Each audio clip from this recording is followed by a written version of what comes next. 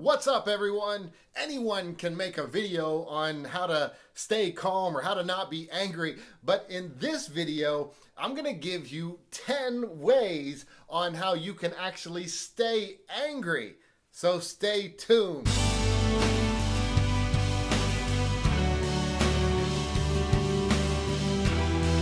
So when you're a child, you usually need an adult to tell you that a stove is hot and not to touch it or else you'll be burned. But when you're an adult, you don't need someone to tell you that the stove is hot. You just need to know whether or not the stove is actually on. And likewise, in this video, I'm not going to tell you not to get angry. I'm just going to tell you exactly what leads to anger, and then it'll be entirely up to you whether or not you want to choose to do these things and actually stay angry. Key number 1, assume that others are the problem.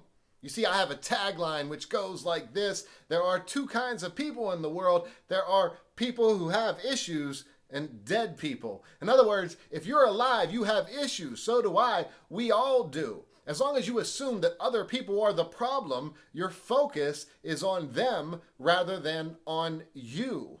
There was a monk who meditated for 20 years up in the mountainside all by himself, and he had found such peace. But one day a hiker was coming by and didn't see the monk and actually stepped on his toe. The monk got so angry, so enraged, he lashed out. "You disturbed my peace." He got so angry, and the hiker looked at him and had said, "If you truly conquered peace, then how did one interaction with a human being throw you off?"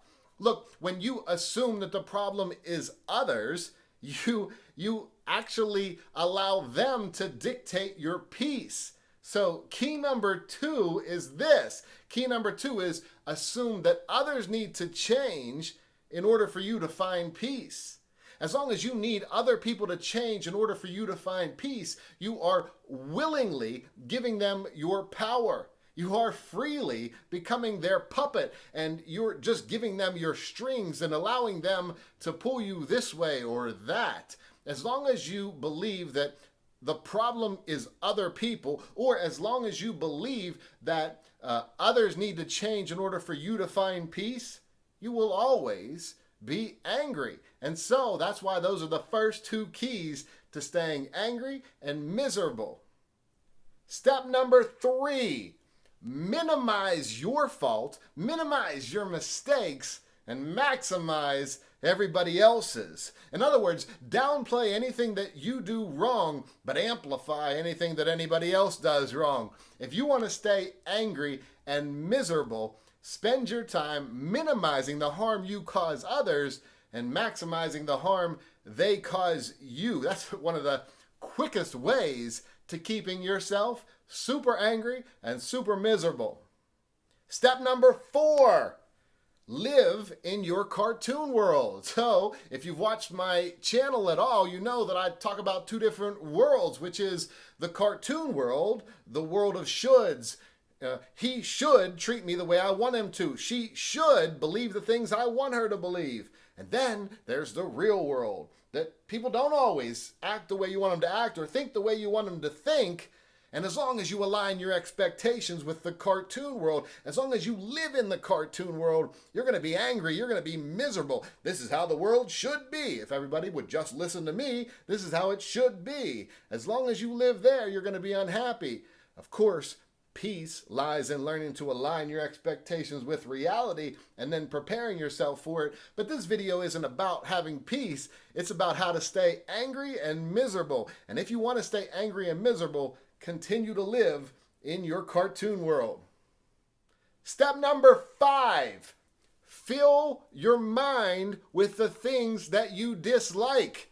If you're angry about politics, my goodness, turn on the news and watch all about politics. If you are really angry by a certain topic, make sure you just read all about that topic and fill your mind with that topic that you dislike. Maybe if you fill your mind with the type of music that angers you or the types of shows that really anger you, that will help keep you in anger and misery.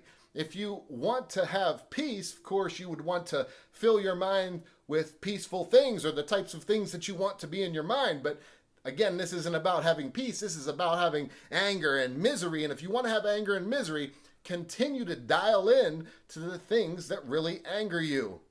Number 6, let's set out to change others. So in the first 2, it was assume that the problem is other people and assume that others need to change in order for you to find peace. And now here at 6, we're saying that to set out to change others is a guaranteed way for you to live in anger and misery. As long as you're trying to change other people, you're missing out on all the things that you could work on about yourself. And it's easy to just say, well, the things I have to work on in myself aren't as bad as what I see in other people, because that's minimizing what you do and again amplifying what others do. If you want to live in anger and misery, step number 6, set out to change others.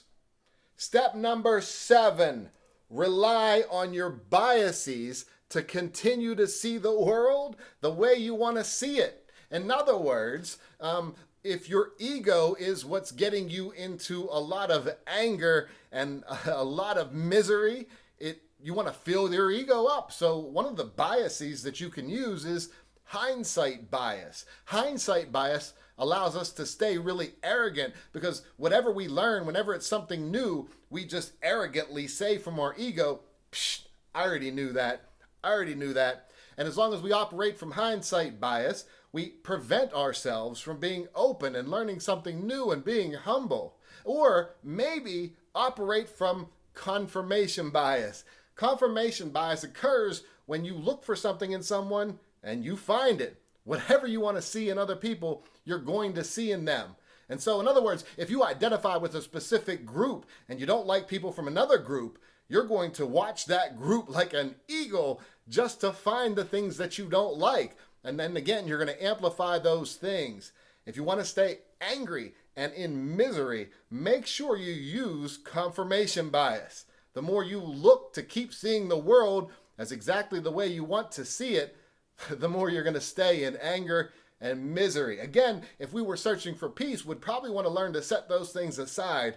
But this video is all about how to maintain your anger and misery. And if you want to do that, stick with your confirmation biases. Number 8, use extreme language to describe your world. You always do that. You never listen to me. Nobody around here does anything. Everybody is off base.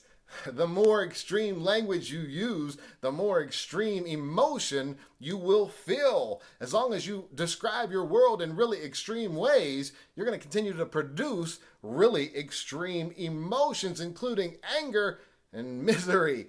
So if you want to live in anger and misery, keep describing your world in really extreme language. Of course, if you wanted peace, you would probably try to find more accurate, balanced adjectives to describe your world. But you don't want to do that. Stay in anger and misery by using extreme language. Number 9, be attached to whatever you think and believe.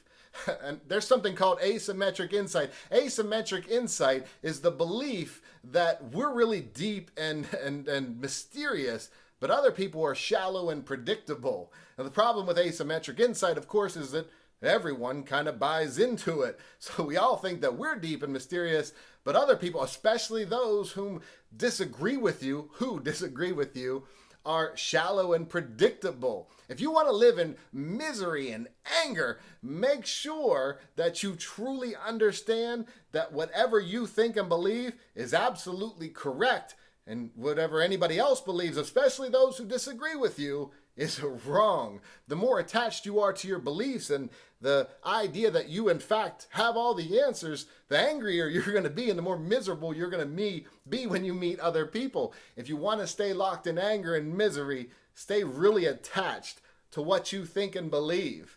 If you want to find peace, you might want to let go and be humble and be open to learning. But again, let's stay in that anger. Let's stay in that misery. And the only way to do that, really a huge way, is to stay attached to whatever you think and whatever you believe. Keep convincing yourself that you're right and that you really have nothing new to learn in the world. Number 10, the number 10 way on my list on how you can stay angry and miserable is to play what I call the yes but game. Everything before the but is BS. The yes but a game occurs whenever you say yes, all this stuff on this list, it's true, it does lead to anger and misery, but I'm going to continue to do it anyway. The yes but game is a fancy way to make excuses and continue to do the very things that lead to anger and misery. If you want to stay locked in anger and misery, make sure you play the yes but game. Yes, I know all these points are correct, but everyone else really is the problem. My life would be perfectly peaceful and I would live in nirvana or heaven if there weren't other people. That's not very true, or maybe in your cartoon world it is. Again, if you want to live in anger and misery, keep doing it. I'm not here to tell you not to touch the stove. I'm here to tell you that the stove is on. I'm here to tell you the things that actually lead to anger and misery, and if you want to keep doing them, keep doing them. You have your own free will and your own ability to take down whatever path, go down whatever path you want to go down. Hey, I know that this is about how to stay angry and miserable, but if you know me and you know my channel, you know my real hope for you is that you find much peace. If you like this video or some of the things that I taught, I would love for you to subscribe, hit like, and share this video. I make these videos to try to spread peace in the world. Sometimes we have to do it by poking fun at ourselves. In this case, this is a video all about poking fun at our egos that try to keep us locked in anger and misery. If you want to find peace, though, I would love for you to subscribe to the channel, hit like, and share this video. Until next time, as always, I wish you much peace.